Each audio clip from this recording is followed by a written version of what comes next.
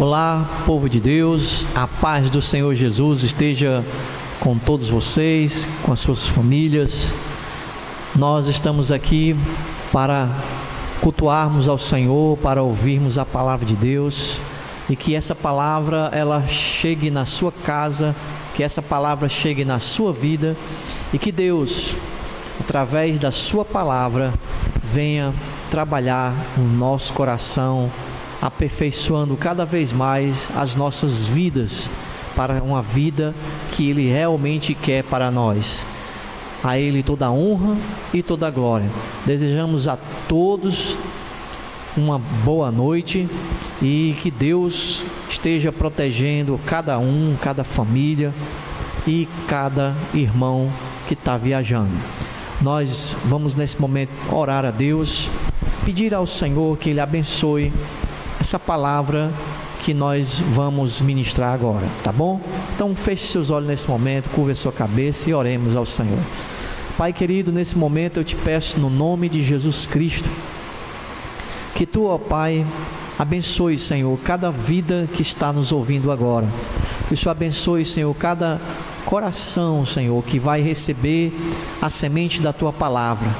Repreendemos, Senhor, todo o mal, Senhor, repreendemos o inimigo, repreendemos, ó Deus, tudo aquilo que não provém de Ti, Senhor.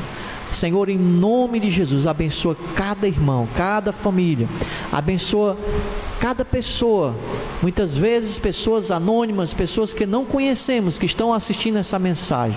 Senhor, fala aos seus corações e abençoa as suas vidas, Senhor, com a Tua graça. Pai, em nome de Jesus que nós te oramos e nós te agradecemos. Amém. Graças a Deus. Queridos irmãos, querido amigo, você que nos assiste online, eu queria compartilhar com vocês o tema Uma Vida em Equilíbrio. Eu pergunto a você, você tem uma vida equilibrada? Sua vida você considera como uma vida equilibrada? Se a gente for consultar sobre uma vida em equilíbrio, a gente vai encontrar muitas informações. Dentre elas eu gostaria de citar uma sugestão, uma forma como que as pessoas sugerem uma vida em equilíbrio. Diz o seguinte: pessoas que têm uma vida equilibrada é uma vida em equilíbrio, e essa vida envolve harmonia entre trabalho, lazer, relacionamentos e autocuidado. Priorizar metas, manter limites saudáveis e cultivar hábitos positivos é mais ou menos por aí como que o mundo define uma vida em equilíbrio. Entretanto, meus amados irmãos, percebemos nesta sugestão que a gente vê que você e eu somos colocados no centro da vida. Então, aí já temos aí um problema, certo? E quando isso ocorre, quando vemos a vida a partir dessa ótica, ocorre que automaticamente, muitas vezes sem nem percebermos, criamos uma pirâmide de prioridades, onde sempre as coisas que ficam embaixo serão vistas com pouca atenção e com displicência da nossa parte. Já parou para pensar nisso? Jesus, porém, nos ensina que uma vida em equilíbrio deve ser centralizada nele. Porque, amados irmãos, se nós colocarmos a nossa vida partindo do princípio que foi colocado aqui no início, nós estaremos sempre controlando e nós estaremos sempre no centro desta vida. E aí muitas coisas que poderiam ser prioridades deixarão de ser, e a gente vai ficando dono das nossas vidas e decidindo o que nós temos como prioridade. E aí coisas que são importantes, essenciais para as nossas vidas, acabam que, através de uma gerência relativa nossa, e muitas vezes imprudente, acabam ficando que lá embaixo da pirâmide. E coisas que são triviais, supérfluas, vão ficar lá em cima. Então é uma vida em risco todo momento. Mas Jesus nos ensina a termos uma vida centrada nele, se é que realmente queremos ter uma vida aqui na terra, uma vida equilibrada. Jesus, irmãos, aí você pergunta, aonde que Jesus falou isso? Meus amigos, meus irmãos, só basta você ler a Bíblia, principalmente o Novo Testamento, que é onde se fala mais claramente sobre Jesus. Se você abrir a sua Bíblia, por exemplo, em João 14, versículo 6, se você abrir a sua Bíblia em João 11, versículo 25, se você abrir a sua Bíblia em João capítulo 10, versículo 9, se você abrir a sua Bíblia em João capítulo 10, versículo 11, se você abrir a sua Bíblia em João capítulo 15, verso 1, se você abrir a sua Bíblia em João capítulo 6, verso 35 e 48, se você abrir a sua Bíblia em João capítulo 8, versículo 12, se você abrir a sua Bíblia em Apocalipse capítulo 1, verso 8, se você abrir sua Bíblia em Apocalipse capítulo 1, versículo 17, ou em Apocalipse capítulo 21, verso 6, ou em Apocalipse 22, verso 16, ora, todos nós vamos perceber que as palavras de Jesus em todos esses versículos são muito fortes e são centradas nele. Portanto, enquanto que o mundo, enquanto que as filosofias do mundo apresentam um princípio do que é uma vida equilibrada, que muitas vezes, aliás, sempre quando a gente coloca nós no centro, sempre será uma visão piramidal, onde coisas que a gente tem ou acha como importante vão estar lá em cima, e coisas que a gente tem e acha como que não muito importante vão estar lá embaixo. Sendo que aquele que analisa isso somos eu e você, e não Jesus Cristo, e não a palavra de Deus. E aí o risco de ter uma vida falsa, aparentemente equilibrada, vai acontecer. Você vai estar pensando que tem uma vida equilibrada, quando na verdade não está equilibrada. Mas você acredita piamente, segundo o seu entendimento, segundo a sua vontade, segundo o seu querer, é tudo eu, você vai dizer que a sua vida está equilibrada. Porém, Jesus contrapõe a esse pensamento e nos chama a termos Ele como o centro das nossas vidas. Aí, quando a gente faz isso, coloca Jesus no centro da nossa vida, teremos uma visão circular e não uma visão piramidal. Se vocês olharem para as passagens que eu acabei de citar aqui, eu citei, irmãos, querido ouvinte da palavra de Deus, você que está nos assistindo online, eu citei aqui 11 passagens bíblicas. E dessas 11, todas são falas do Senhor Jesus Cristo. E ele, nessas 11 citações, ele faz 18 afirmações. Olha só, 18. Se você voltar para as passagens que eu citei, Você que está assistindo online, você pode voltar aí no vídeo e você pode vê-las. Mas eu vou colocar aqui na sequência que eu citei.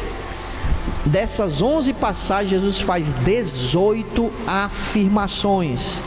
Jesus, ele afirma, escute bem, anote aí, que ele é o caminho, que ele é a verdade, que ele é a vida. Emendando com o versículo seguinte, ele afirma que ele é a ressurreição e a vida. Depois ele afirma que ele é a porta. Depois ele afirma que é o bom pastor. Depois ele afirma que é a videira. Depois ele afirma que é o pão da vida. Depois ele afirma que é a luz do mundo. Depois, mais na frente, ele afirma que é o alfa e ômega. E não termina por aí. Ele afirma também que ele é aquele que é, que era e que há de vir. Ele afirma isso. E além do mais, ele afirma que é o Todo-Poderoso. Ele afirma também ser o primeiro e o último. Ele afirma também ser o princípio e o fim. Também ele afirma ser a raiz e a geração de Davi. E por fim, ele afirma ser a resplandecente estrela da manhã. Louvado e exaltado seja o seu santo nome.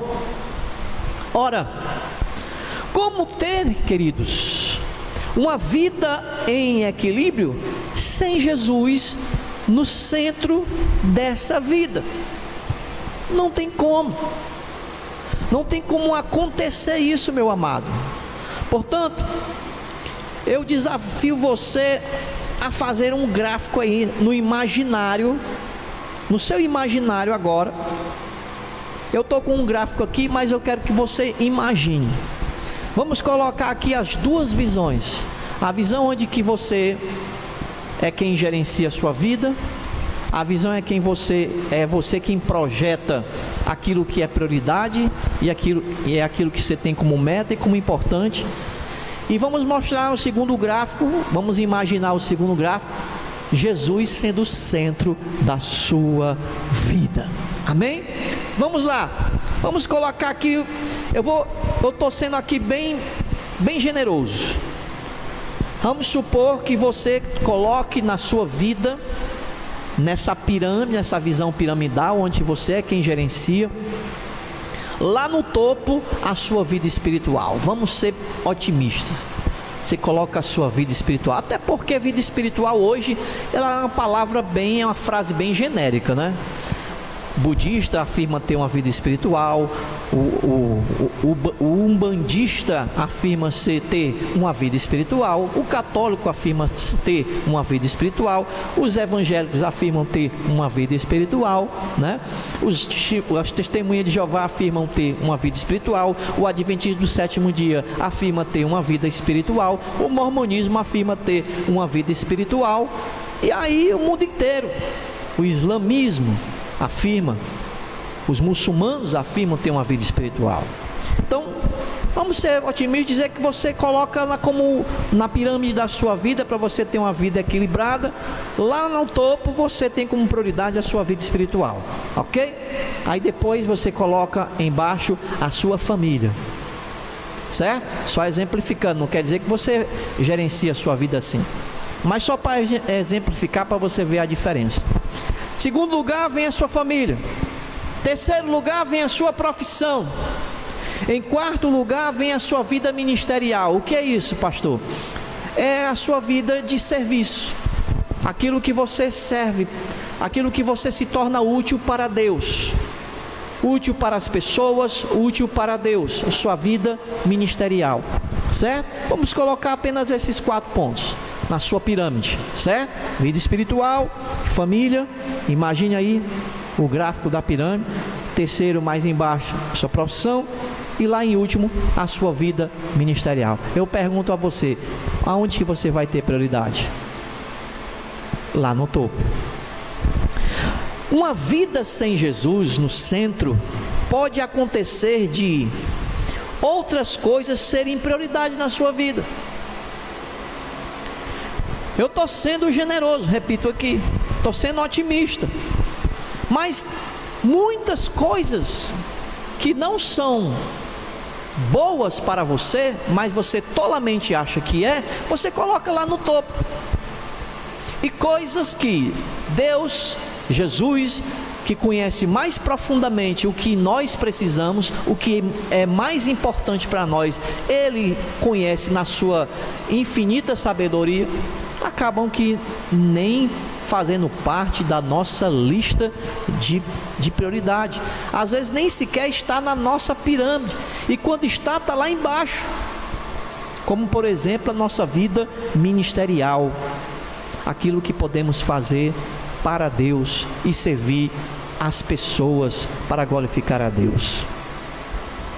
Então, uma vida gerenciada por nós mesmos, ela projeta a visão piramidal, e assim facilmente você pode mudar de prioridade, porque sempre vai ter uma coisa acima da outra. Vocês estão me entendendo?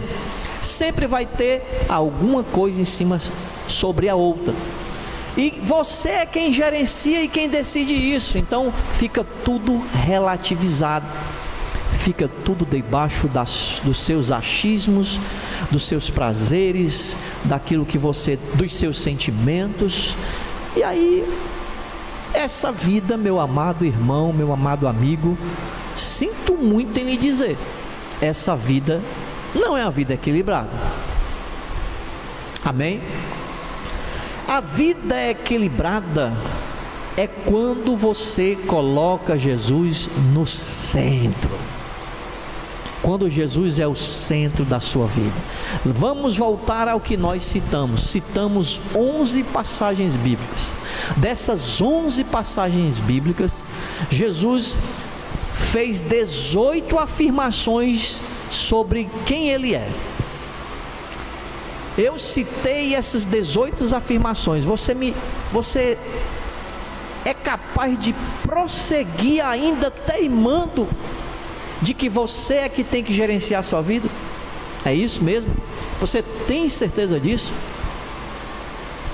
Porque se nós realmente queremos ter uma vida equilibrada, nós precisamos sair do nosso trono do eu, sair dele e colocar Jesus Cristo, e Jesus ser o Senhor da nossa vida. Hoje é um dia de salvação para você sim, que quer fazer as coisas do seu bel prazer, do seu jeito, e não do jeito de Deus, daquilo que Deus determina na sua palavra, e daquilo que Deus providenciou através de seu Filho Jesus Cristo. É para você mesmo essa palavra. Abra seus olhos, abra seus ouvidos, abra seu coração para receber a palavra de Deus. A Bíblia diz: aquele que é de Deus ouve a palavra de Deus. Jesus afirmou ser um bom pastor, nós falamos aqui, e mais na frente ele vai dizer que aqueles que são suas ovelhas ouvem a sua voz. Portanto, se você é ovelha de Jesus, se você é do pasto de Jesus, você vai estar ouvindo, ou já está ouvindo, o que eu estou falando para você, e você já está entendendo. Quando a gente coloca Jesus no centro, agora você tira essa pirâmide, remove essa pirâmide da sua imaginação. Agora vamos ter uma visão circular, e aí você faz 2 círculos: o círculo da sua vida, e no centro o círculo de Jesus. Jesus é o centro da sua vida. E aí você coloca aí no imaginário, você divide esse círculo em 4 partes, que equivale às partes anteriores da pirâmide, só que elas não estão em cima uma da outra, elas estão ao lado, no mesmo patamar. Não existe uma coisa maior ou superior que a outra. Pois bem, nós teremos aí uma vida espiritual, ao lado de sua vida profissional, ao lado da sua vida familiar, ao lado da sua vida ministerial. exemplificando, você pode aumentar aqui as fatias da sua vida, para que você tenha uma vida equilibrada. Mas se você só vai ter, não é se você dividir as fatias, mas se você coloca Jesus como centro e tem uma visão circular da sua vida, e não uma visão piramidal, onde uma coisa está acima de outra e você gerenciando. Não, tira esse imaginário da sua cabeça, coloque esse agora. Jesus é o círculo do meio e a sua vida é o círculo grande que fica orbitando esse círculo do meio. E você tem as fatias que são vida espiritual, profissão, família e vida ministerial. Assim, com Jesus no centro de sua vida, tudo o que você vai fazer, tudo o que você realiza, fica orbitando Ele. Você vai literalmente orbitar Jesus, você e sua vida. Consequentemente, Jesus vai tomar espaço em tudo na sua vida. E tudo o que você tem como algo que tem que constar na sua vida como para ser equilibrado, vai orbitar Jesus. Isto é, sua profissão, sua família, sua vida espiritual, sua vida ministerial, suas amizades, seus parentes, sua saúde e tantas outras coisas. Você está me entendendo? Colocar Jesus no centro. Então não tem nada superior a outra, não tem nada mais importante do que a outra. O mais importante para a sua vida é Jesus Cristo. E todas essas coisas que eu estou citando aqui, que citei no modelo anterior, estou citando no modelo atual, que é o que nós temos como que é o modelo certo para a sua vida, é o que vai realmente equilibrar a sua vida. Todos eles estão associados com Jesus. A sua profissão não pode estar desassociada de Jesus.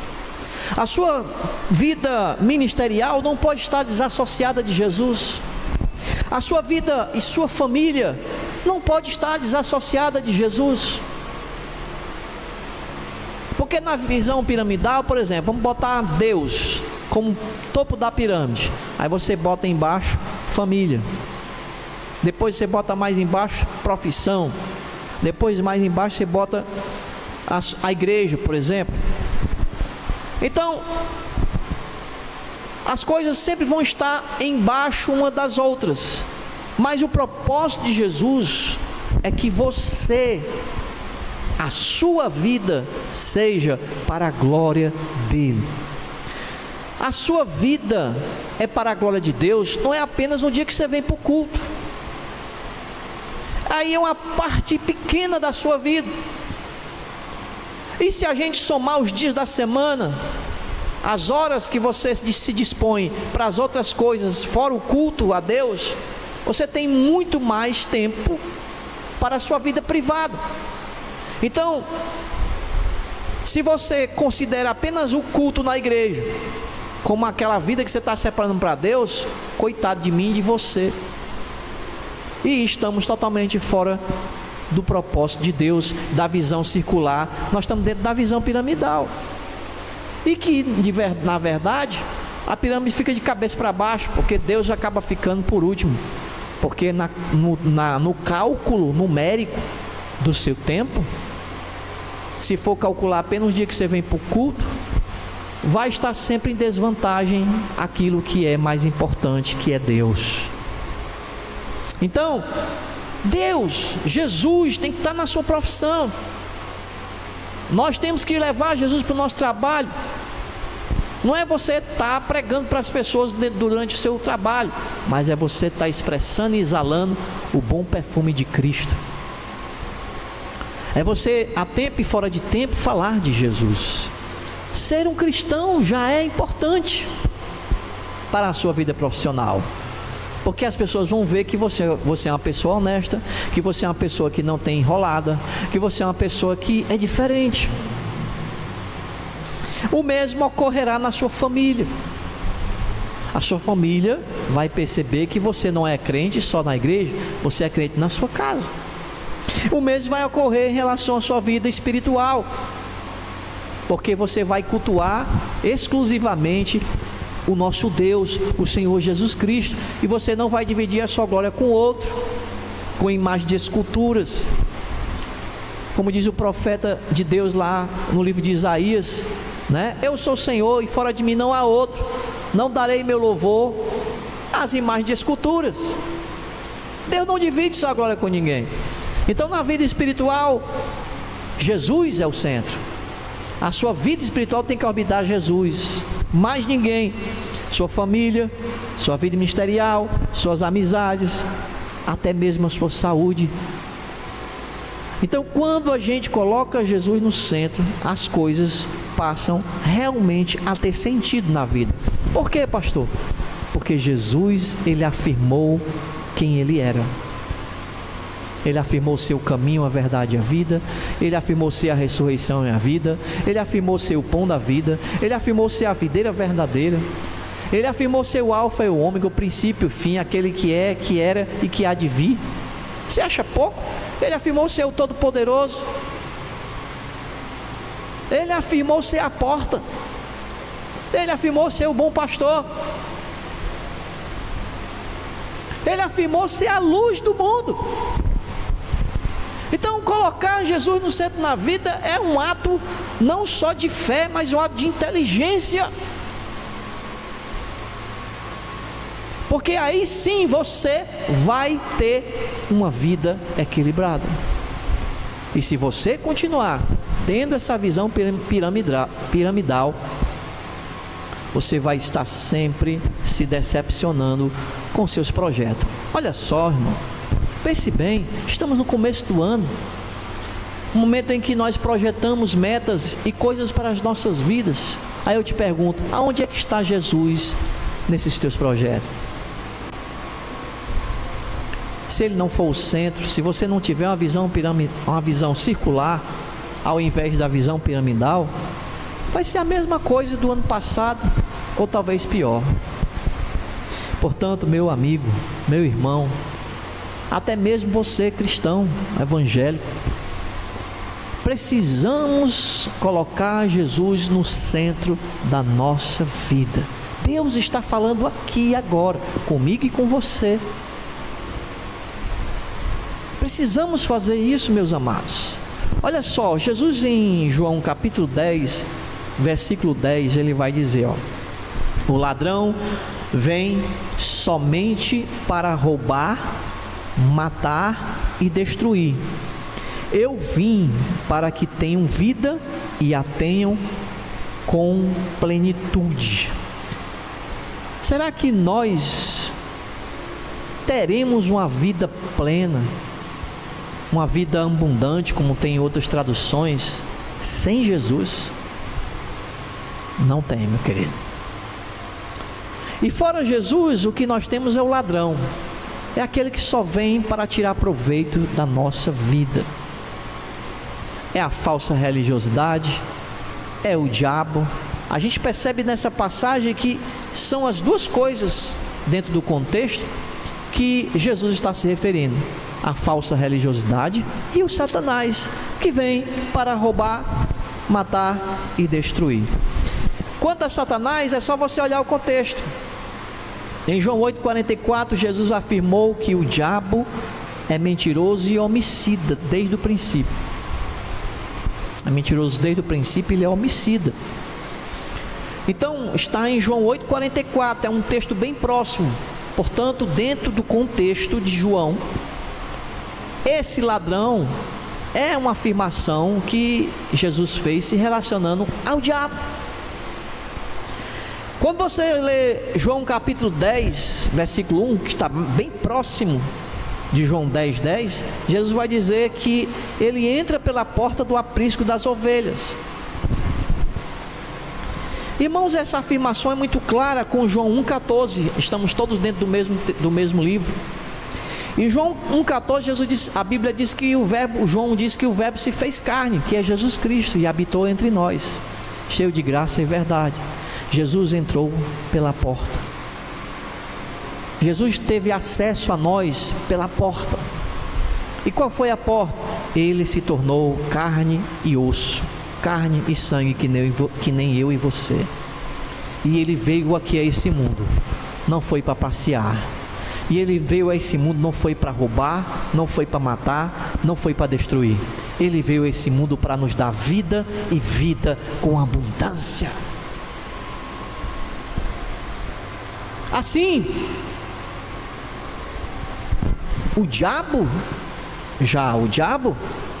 ele entrou por outra parte. Em João 10, verso 1, ele vai dizer que quem entra por outra parte são ladrões e salteadores. O diabo, ele entra por outra parte. E essa outra parte, ele usa dos seus meios. Por exemplo, a possessão demoníaca. A gente vê vários casos na Bíblia. Eu presenciei vários casos na minha vida ministerial, como pastor, de pessoas possuídas pelo demônio. E a gente teve que orar pela libertação dessas pessoas, do poder das trevas, do poder do mal. Então, o diabo entra por outra parte. Ele não entra pela porta, ele entra por outro lugar. Ele não se fez carne. Jesus, porém, se fez carne, habitou entre nós e veio aqui para nos dar uma vida abundante. O ladrão, o Satanás, ele vem para matar, roubar e destruir. Tanto que quando ele possui uma pessoa, ele só traz destruição, só traz morte. Ele rouba a alma da pessoa. A alma da pessoa fica escrava, refém dele. Na mente também é outro meio que ele usa para entrar. A mente, ele entra por outra parte, como disse Jesus, o ladrão, ele entra. Quem entra por outra parte são os ladrões e salteadores. A mente, mensagens enganosas lançadas na mente, e também ideologias. Olha, meus irmãos, às vezes uma pessoa que está dominada por ideologias que são contrárias à palavra de Deus, elas não estão endemoniadas. Porém, digo a vocês, elas são piores do que endemoniadas. Porque você pode jejuar, você pode orar, você pode repreender, mas não tem demônio. Mas a mente delas está catequizada para as coisas do mal, para as coisas que são contrárias à lei de Deus, para a iniquidade. Você está me entendendo? Ele entra por outra parte. Ele entra por meio de ideologias, mensagens enganosas, dominando a mente da pessoa e possuindo a pessoa. E Jesus disse em João 10:1 que aquele que entra por outra parte, os que entram por outra parte são os ladrões e salteadores. Em João 10, verso 8, Jesus criticou a falsa religiosidade apresentada por vários líderes de Israel. Ele critica em João 10:8. Quem são essas pessoas? Os sacerdotes que não cumpriram a missão deles, porque também teve muito sacerdote que cumpriu. Eu poderia citar aqui vários sacerdotes que honraram a Deus durante o Velho Testamento, o período do Velho Testamento, mas muitos não honraram. Pelo contrário, mataram, roubaram e destruíram, que nem o diabo. Muitos reis de Israel, eu poderia citar os reis de Israel aqui, mas a gente sabe, ao ler o livro de 1 Reis, 2 Reis, 1 Crônicas, 2 Crônicas, a gente vê que muitos reis mataram, roubaram e destruíram, desviaram o povo dos propósitos de Deus, não trouxeram a vida abundante para o povo de Israel. Os rabinos, que em vez de ensinar a palavra de Deus, ensinavam leis humanas. Portanto, Jesus em João 10,8 faz uma crítica aos líderes religiosos da época, e também nós não podemos deixar de lado que esse texto é a palavra de Deus que se fala hoje e que se contextualiza com hoje. Então também hoje se aplica no âmbito geral a todos que vieram antes de Cristo, apresentando serem pessoas religiosas com mensagens divinas e de redenção da humanidade. Jesus afirma em João 10,8 que todos que vieram antes dele foram ladrões e salteadores. Uma crítica que ele faz a todas as lideranças de Israel que se desviaram do caminho do Senhor, os de sua época e os de nossa época para frente, porque a palavra de Deus ela é viva. A palavra de Deus não é uma mensagem do passado, é uma mensagem do presente e do futuro. Ela é o jornal de amanhã para as nossas vidas. Glória a Deus. Então, somente Jesus tem poder para salvar você. Somente Jesus tem poder para salvar o ser humano. Em Atos 4,12, a Bíblia vai dizer que nenhum nome dado entre os homens, importa que sejamos salvos. Somente o nome do Senhor Jesus é que pode nos salvar, é que pode nos curar, é que pode transformar as nossas vidas para a glória dele. Porém, precisamos colocar Jesus como centro. Ele vem, está aqui escrito: eu vim para que tenham vida e tenham com plenitude, com abundância. Mas para que essa promessa de Jesus ocorra na sua vida e a sua vida seja uma vida abençoada, uma vida equilibrada, Jesus tem que se tornar o centro de sua vida, e todas as coisas de sua vida têm que estarem lado a lado, circundando Jesus Cristo. Então, irmão, você que coloca muitas vezes sua família lá no topo, depois Deus, ou Deus lá no topo, depois você, depois sua família, profissão, depois não sei o que, você está errado. Nós estamos errados quando temos essa visão. Precisamos tirar essa visão piramidal e termos uma visão circular, colocando Jesus como centro e as nossas vidas todas participando, saboreando e usufruindo de Jesus Cristo, seja na sua profissão, seja na sua família, seja no seu trabalho, na sua escola, nos seus estudos, nos seus afazeres, entre seus amigos e seus parentes. Jesus tem que estar no centro da sua vida. Então, meus amados irmãos, eu encerro por aqui com essa mensagem, levando a todos a uma reflexão final, que todos nós venhamos pensar: o que é que vamos escolher para a nossa vida? Jesus em João 10,10, ele coloca duas condições.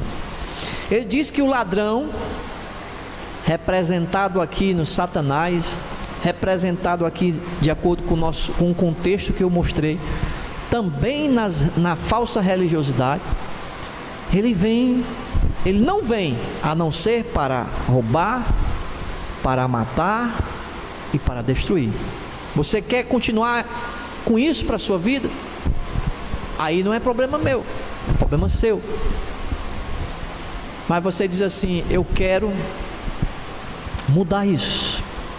Aí agora é problema nosso. Nós queremos orar pela sua vida, nós queremos clamar por você, para que haja um equilíbrio na sua vida. Glória a Deus. Então, se você não quer mais esse ladrão, está sempre esvaziando a sua vida, está sempre sugando de você, está na hora de você aceitar Jesus Cristo como seu Salvador e Senhor da sua vida. Jesus disse em Mateus 11:28: